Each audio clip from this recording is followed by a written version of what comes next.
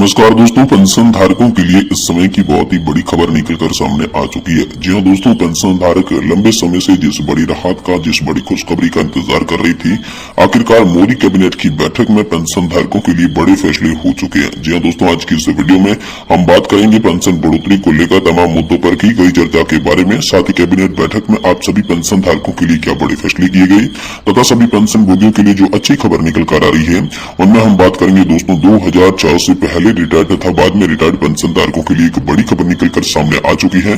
साथ ही साथ दोस्तों हम बात करेंगे पेंशन पर एनएससी के अध्यक्ष कमांडर अशोक जी रावत की बड़ी घोषणा। 4 सूत्रीय मांगों को लेकर एक बड़ा ज्ञापन आप सभी के लिए सामने आया है, जिसमें आप सभी के लिए बड़ी अच्छी खबर निकलकर सामने आई है। इसके बारे में भी बात करेंगे। साथ ही साथ दोस्तों पुरानी पेंशन को शिक्षक और कर्मचारी ने भरा है सहमति पत्र। जी दोस्तों, पुरानी पेंशन पर कैसा सहमति पत्र भरा गया है, इसके बारे में भी आप सभी को इस वीडियो के अंदर जानकारी देने वाले हैं।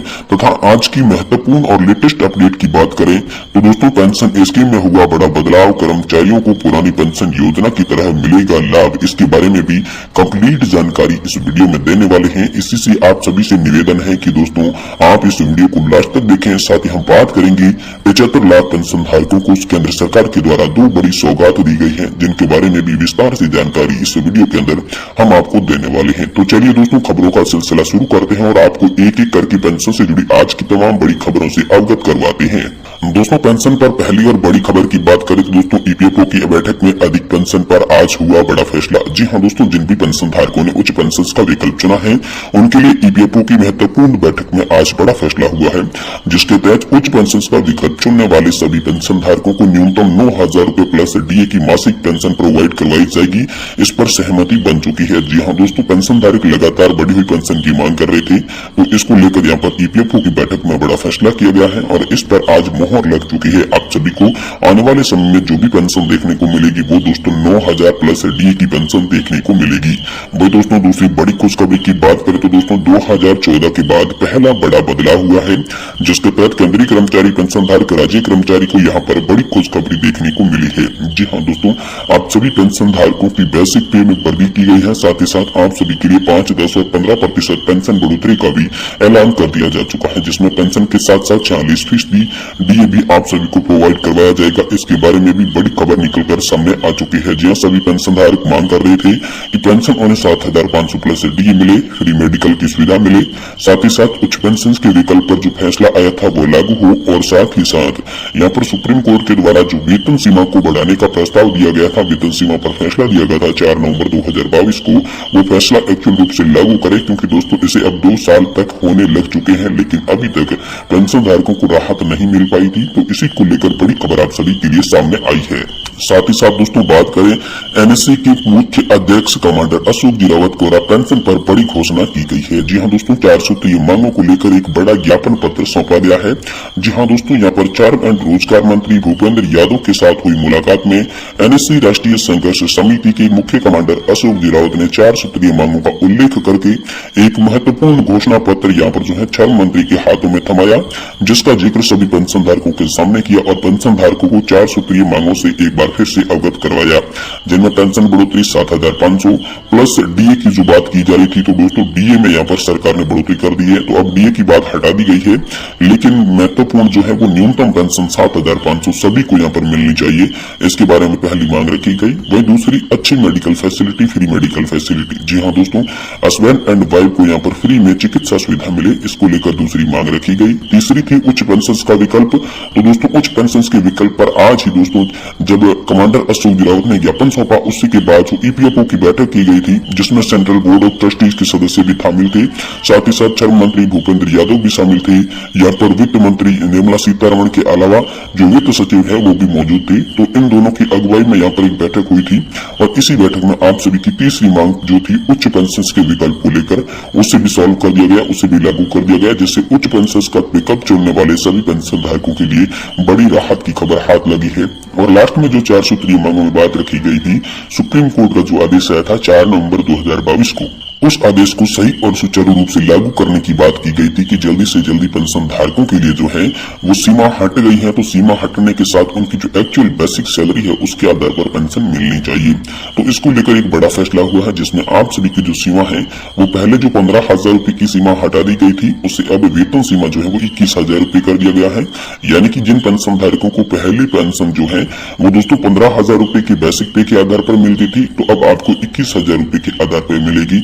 यानी कि आप सभी की पेंशन में यहाँ पर बढ़ोतरी देखने को मिलेगी, क्योंकि जिनका वेतन 15,000 से अधिक था वो पेंशनधारक के इस लाभ से वंचित रह रहे थे, तो अब उन पेंशनधारकों के लिए बड़ी खुशखबरी है और उन पेंशनधारकों को 21,000 रुपए प्रति महीना के वेतन के हिसाब से पेंशन दी जाएगी। और ये पेंशन जो है वो दोस्तों आपके खातों में आना स्टार्ट भी हो चुकी है, क्योंकि ईपीएफओ ने जो अंतिम फैसला है वो आज बैठक में कर दिया था।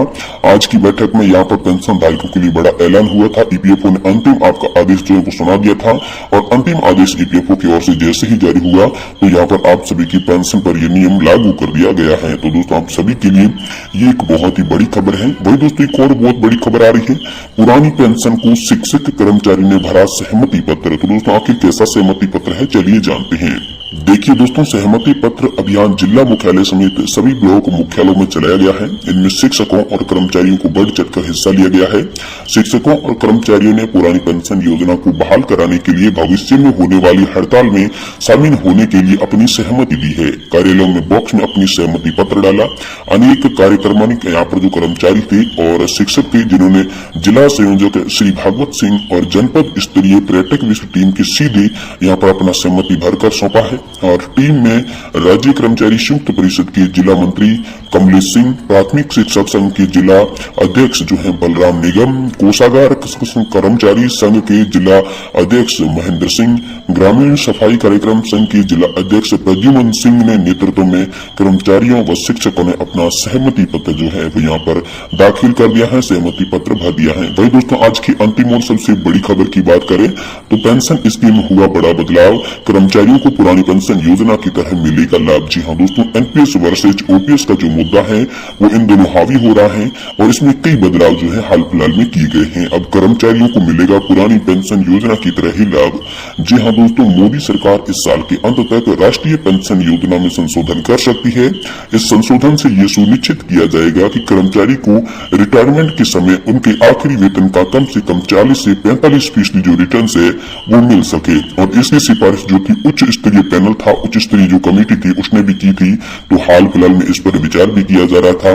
दरअसल ये मुद्दा जो पेंशन का मुद्दा है वो इस समय हावी हो रहा है। कई जो गैर बीजेपी शासित राज्य हैं जिन्होंने यहाँ पर ओपीएस को लागू कर दिया है और जो पेंशन भोगियों को यहाँ पर जो है अपने वेतन का 50% मासिक लाभ प्रदान करती थी ओपीएस, वही ओपीएस लागू कर दी है।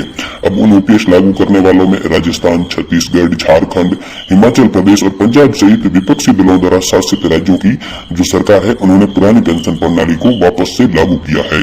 वहीं इन राज्यों में जब से पुरानी पेंशन लागू हुई है तब से कई अर्थशास्त्रियों का ये भी कहना है कि ये जो पेंशन है ये राज्य सरकारों को दिवालियापन की ओर धकेल रही है, क्योंकि दोस्तों 2004 में शुरू की गई मौजूद में जो बाजार लिंक की पेंशन योजना है, एनपीएस पेंशन है, वो कोई गारंटी आधार पर यहाँ पर रिटर्न्स प्रदान नहीं करती। और इसका दूसरा विवाद का मुद्दा ये भी है कि एनपीएस में यहाँ पर जो है कंट्रीब्यूशन लिया जाता है, लेकिन यहाँ पर एनपीएस में कंट्रीब्यूशन लिया जाता है तो ओपीएस में कोई कंट्रीब्यूशन नहीं था। और दूसरी एक बात ये भी है कि एनपीएस में पेंशन धारक रिटायरमेंट के समय में जो अपना पैसा थोड़ा थोड़ा करके जमा करते हैं वो 60% पैसा तो एक साथ निकाल सकते हैं, उस पर तो कोई टैक्स नहीं लगेगा, लेकिन जो बाकी का 40% हिस्सा रह जाता है उस पर उन्हें टैक्स दिया जाता है। यानी कि दोस्तों ये तो बात यही हो गई कि आप अपना धन किसी को उधार देते हैं और जब आप वापस मांगते हैं तो वो बोलता है कि मैं इस पे टैक्स लूंगा। तो दोस्तों आपको कैसा लगेगा, क्योंकि पैसा आपका, सब कुछ आपका, लेकिन टैक्स आप किस बात का ले रहे हो।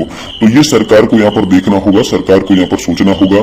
तो वर्तमान में राष्ट्रीय पेंशन योजना के तहत लगभग 87 लाख केंद्र और राज्य सरकारों के कर्मचारी है जो कि अपना मूल वेतन का 10% यहाँ पर योगदान करते हैं। साथ ही साथ सरकार भी इसमें 14% योगदान करती है और अंतिम जो भुगतान है उस पर फंड पर निर्भर करता है, जिससे ज्यादातर जो फंड है वो दोस्तों सरकारी ऋण में निवेश किया जाता है, जिसके यहाँ पर वापस रिटर्न्स कम ही रहता है दोस्तों। और आखिर में बदलाव क्या होंगे आपके लिए, इसके बारे में बात करें तो दोस्तों संशोधित पेंशन योजना बाजार से जुड़ी रहेगी, लेकिन सरकार किसी भी कर्मचारी के अंतिम वेतन का यहाँ पर न्यूनतम जो है वो 40% देने की पद्धति पर काम कर रही है। यानी मतलब ये है दोस्तों कि आप सभी को अब एनपीएस की तरह ही यहाँ पर 40% मिलेगा। जैसा ओपीएस में आपको 50% मिलता था, वहां अब आपको एनपीएस में 40% मिलेगा। यानी कि 10,000 रुपए आपकी सैलरी थी तो ओपीएस में आपको मिलता था 50% यानी कि 5,000 रुपए, लेकिन एनपीएस के तहत आपका मिलेगा 4,000 रुपए। तो दोस्तों थोड़ा बहुत फर्क आपके लिए है, लेकिन ये भी एक गारंटी शुदा पेंशन है। इससे पेंशन धारकों में काफी सारा संतोष दिखाई देगा, लेकिन ये तो आने वाला समय ही बताएगा आखिर